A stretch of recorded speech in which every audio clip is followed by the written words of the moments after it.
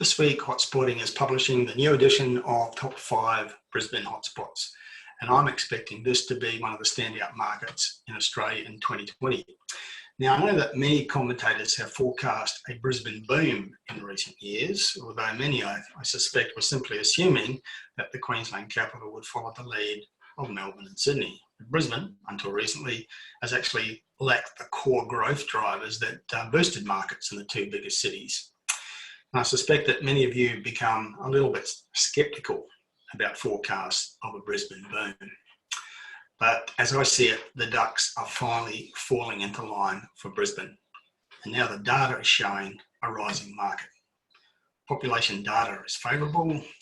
The affordability comparison is very helpful, particularly when compared to the two biggest cities. Surveyed investors say that they're targeting Brisbane more so than any other city of Australia.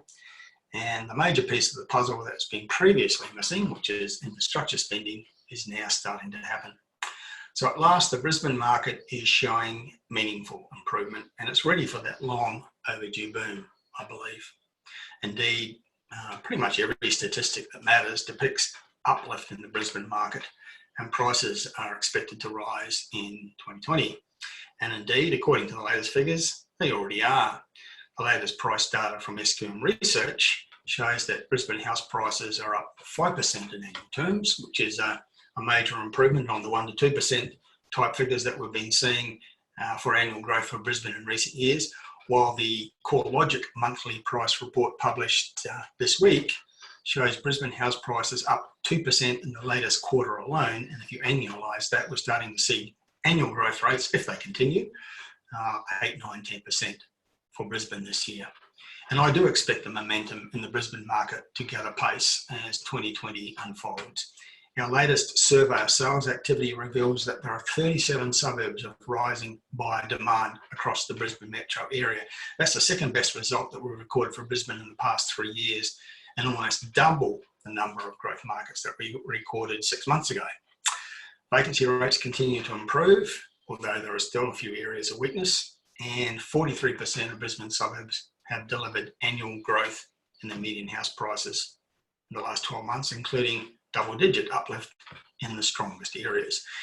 And where do we find those areas? Well, there's particular strength in the northern suburbs of Brisbane. The Brisbane North Precinct, that's the northern suburbs of the Brisbane City Council area, and the neighbouring local government area known as Moreton Bay region.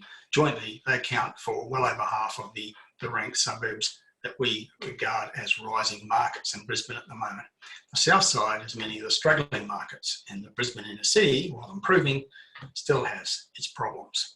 Now, other precincts across Brisbane have some rising suburbs as well. Brisbane East, Brisbane South, Brisbane Inner, they each have 4 suburbs with rising sales activity, but those rising suburbs are greatly outnumbered by those that we rank as plateau or declining markets.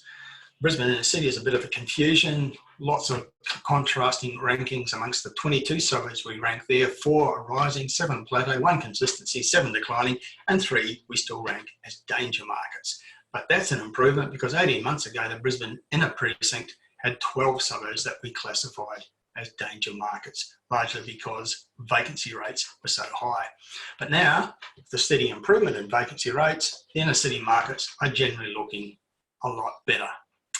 Now, I think it's noteworthy that many of the Brisbane locations with solid median price growth in the past year are situated towards the upper end of the market. These are suburbs with median prices from, say, 900,000 to 1.5 million. Hamilton, for example, is up 11%.